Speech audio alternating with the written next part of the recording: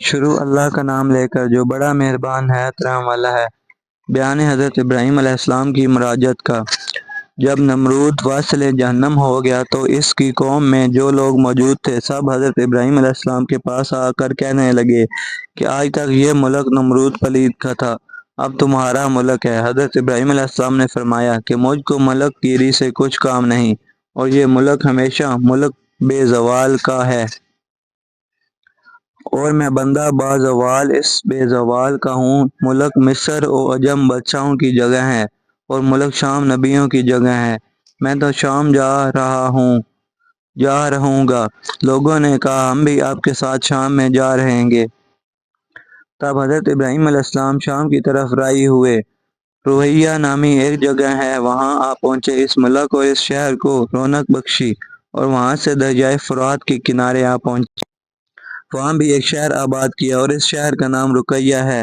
پھر وہاں سے حلب میں تشریف لائے، اور وجہ تسمیہ حلب کی یہ ہے کہ شب کو وہاں دودھ دعا کرتے تھے، اور وہاں حلب احمر میں آئے، اور پھر وہاں سے عین میں آئے کہ جہاں کے بادشاہ نے حضرت حاجرہ کو دیا تھا، اور وہ بادشاہ حضرت ابراہیم علیہ السلام کے پاس آیا اور دین اسلام سے مشرف ہوا۔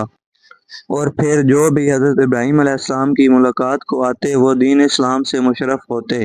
وہاں چند روز قیام کے بعد حضرت ابراہیم علیہ السلام کے ماں اپنی زوجہ محترمہ کے دمشق میں آ گئے، اور وہاں اسی دین اسلام کا طریق و توار لوگوں کو بتایا، اور بہت سے لوگ مشرف با اسلام ہوئے۔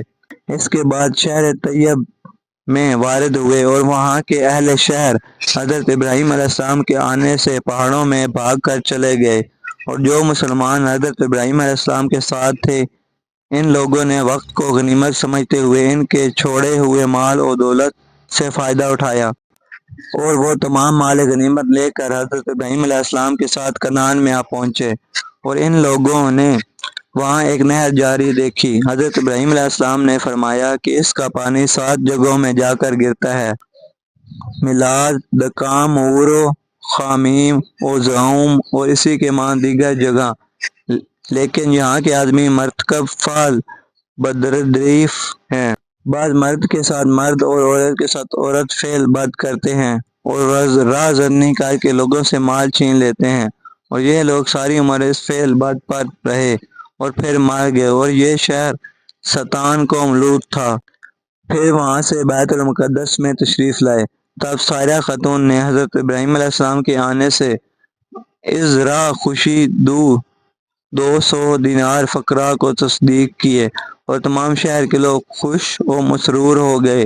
تقدیر الہی سے ایسا اتفاق ہوا کہ نور پیشانی سے حضرت کی حاجرہ کی پیشانی پر ظاہر ہوا۔ بعد وہاں سے اٹھ کر حضرت سائرہ خاتون کے پاس تشریف لے گئے۔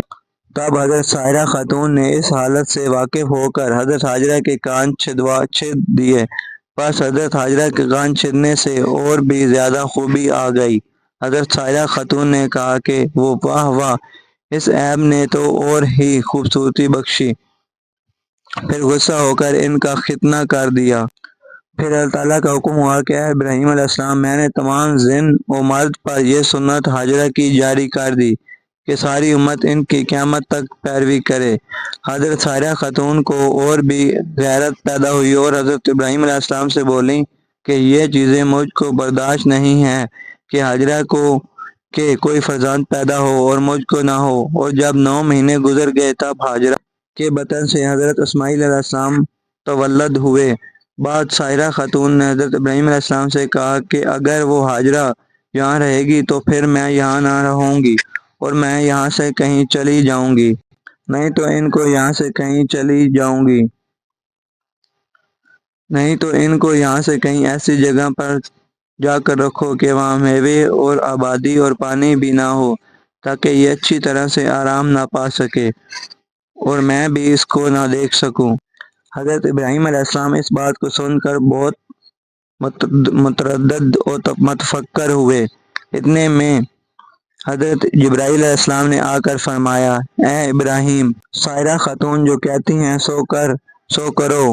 پس حضرت ابراہیم علیہ السلام نے حاجرہ اور حضرت اسماعیل علیہ السلام ذبیح اللہ کو ایک اونٹ پر سوار کیا، اور آپ بھی ایک دوسرے اونٹ پر سوار ہو کر بیت المقدس سے نکل کر اب جہاں خانہ کعبہ ہے وہاں پہنچے۔ تب ہاجرہ سے کہا کہ تم یہاں ذرا ٹھہرو، میں آتا ہوں۔ ہاجرہ حضرت اسماعیل علیہ السلام کو لے کر وہاں بیٹھی رہیں اور حضرت ابراہیم علیہ السلام دلگیر ہو کر اور اپنی آنکھوں سے آنسو بہاتے ہوئے ملک شام کی طرف تشریف لے گئے۔ جب 2 گھڑی گزری دیکھا کہ ابراہیم علیہ السلام تشریف نہ لائے اور آفتاب گرم ہوا تو سر پر گرمی پہنچی تو پیاس کی شدت محسوس ہوئی، اور اس پیاس کی شدت کی وجہ سے حضرت ہاجرہ کو صفا و مروہ کی طرف دوڑی، وہاں بھی کہیں پانی نظر نہیں آیا۔ اسی طرح پانی کے لیے صفا سے مروہ اور مروہ سے صفا پر 7 مرتبہ دوڑیں لیکن پانی نہ پایا۔ پھر تو بہت ہی حیران ہوئیں، اور یہ دوڑنا صفا و مروہ کا 7 دفعہ اہل سنت والجماعت کے مذہب میں حاجیوں پر قیامت تک سنت ہاجرہ جاری رہے گی، اور ہر حاجی اسی طرح 7 مرتبہ دونوں پہاڑوں پر دوڑتے ہیں۔ جب حضرت اسماعیل علیہ السلام کو حضرت ہاجرہ اس میدان میں اب جس جگہ چاہ زمزم سے ہے لٹا کر پانی کے لیے صفا و مروہ کی طرف دوڑی اور پانی نہ پایا تو آپ کے چہرے کا رنگ متغیر ہوا۔ جب وہاں سے واپس آئیں اور حضرت اسماعیل علیہ السلام کے پاس آ کر دیکھا کہ حضرت اسماعیل علیہ السلام شدت پیاس سے جس زمین پر پیر رگڑتے تھے اسی جگہ بحکم خداوند قدوس پانی کا ایک فوارہ جاری ہوا، اور بفضل خدا اب تک وہ چشمہ جاری ہے اور قیامت تک جاری رہے گا انشاءاللہ۔ یہ کیفیت دیکھ کر حضرت ہاجرہ بہت خوش ہوئیں اور کہنے لگیں کہ الحمدللہ، یہ مبارک فرزند اللہ تعالیٰ نے مجھ کو عنایت فرمایا ہے۔ پس وہی پانی حضرت ہاجرہ نے خوب سیر ہو کر پیا اور مٹی و پتھر لا کر چاروں طرف سے اس پانی کو بند کر دیا تاکہ زیادہ نہ پھیلنے پائے۔ ایک روایت میں ہے کہ حضرت ہاجرہ وہ پانی بند نہ کرتی تو وہ تمام مکہ معظمہ کی تمام حدود میں قیامت تک جاری رہتا۔ پس جو کھانے پینے کا تھا کھا لیا۔ اتفاقاً ایک روز سوداگروں کا قافلہ پانی کی تلاش میں ماہ اپنے تمام مویشی کے باوجہ پیاس کے کوہ صفا پر آیا تو اس قافلے نے وہاں ایک عورت کو پانی کے کنارے بیٹھا دیکھا، اور اس قافلے کا بیان ہے کہ اس جگہ سے جب ہم لوگ گزرتے تھے تو کبھی بھی ان لوگوں نے اس جگہ پانی نہ دیکھا تھا۔ یہ دیکھ کر وہ لوگ بہت حیران ہوئے اور وہ اسی تعجب میں حضرت ہاجرہ کے پاس گئے اور کہنے لگے کہ تم کون ہو اور یہاں کیوں بیٹھی ہو؟ حضرت ہاجرہ نے اس قافلے والوں سے جو حال اپنے اوپر اور حضرت اسماعیل علیہ السلام پر اور پانی کا جو ماجرا گزرا تھا وہ سب گزشت انہیں سنائی۔ یہ سن کر وہ لوگ کہنے لگے اگر اجازت ہو تو ہم لوگ تمہارے پاس اپنی بود و باش اختیار کریں اور پانی کی عوض تم کو ہر سال عشر دیویں تاکہ ہم کو یہ پانی حلال ہو۔ حضرت ہاجرہ نے فرمایا اچھا۔ تب وہ لوگ وہاں آئے اور اپنے اپنے خیمے نصب کیے اور اونٹوں اور بکریوں کو چراہ گاہ میں چھوڑ دیا۔ بہت دنوں تک وہ لوگ وہیں رہے۔ اس عرصے میں حضرت اسماعیل علیہ السلام بالغ ہوئے اور حضرت ہاجرہ ابرشیم بن کر اپنی گزر اوقات کیا کرتی تھیں۔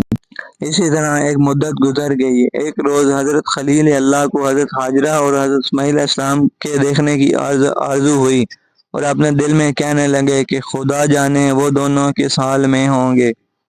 تب حضرت سائرہ خاتون سے حضرت ابراہیم خلیل اللہ نے اجازت مانگی۔